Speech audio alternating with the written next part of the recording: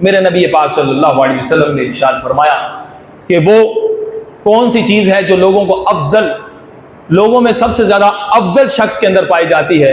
فرمایا رشتہ داروں کے ساتھ حسن سلوک کرنا۔ اور یہ روایت بڑی غور سننے والی ہے، الترغیب و ترہیب کی حدیث مبارکہ ہے۔ میرے نبی پاک صلی اللہ علیہ وسلم کے فرمان کا مفہوم ہے، فرمایا اگر کوئی شخص یہ پسند کرتا ہو کہ اس کی عمر میں اضافہ ہو اور اس کے رزق میں اضافہ ہو، اگر کوئی شخص یہ پسند کرتا ہو کہ اس کی عمر میں اضافہ کر دیا جائے اور اس کے رزق کو بڑھا دیا جائے، اضافہ کر دیا جائے، اس کے لیے ہے کہ وہ اپنے والدین کے ساتھ حسن سلوک کرے اور رشتہ داروں کے ساتھ حسن سلوک کرے۔ آج کس کی تمنا نہیں ہے کہ میں صحت اور عافیت کے ساتھ اللہ مجھے لمبی عمر عطا فرمائے؟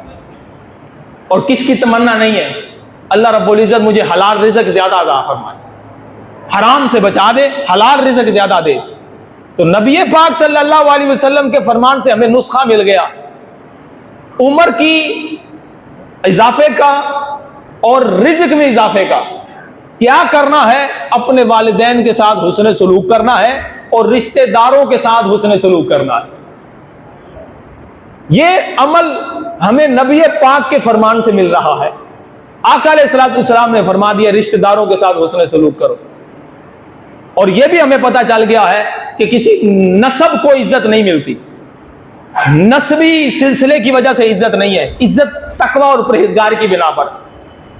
اور ہم جو رشتہ توڑتے ہیں نا وہ عدم تقوی کی وجہ سے ہوتا ہے، یعنی جہاں پر پرہیزگاری نہیں ہوتی نا وہاں پر اکڑ آ جاتی، وہاں پر مسائل کھڑے ہوتے ہیں۔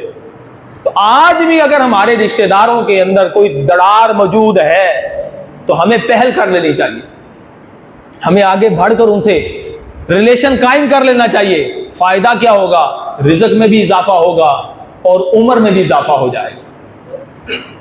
آج یعنی گویا کہ اس کا عکس لیا جائے، معکوس اس حدیث کا لیا جائے تو یہ پتہ چلا کہ جو معاشرے کے اندر ایک بیماری اسی وجہ سے کہ جو رشتہ توڑنے کی وجہ سے لاحق ہوئی ہے کہ وہ کیا ہے کہ بندے کے رزق میں اضافہ نہیں ہے، رزق مزدود ہوتا ہے لیکن قلت کا شکار ہوتا ہے، پریشانی کا باعث ہوتا ہے۔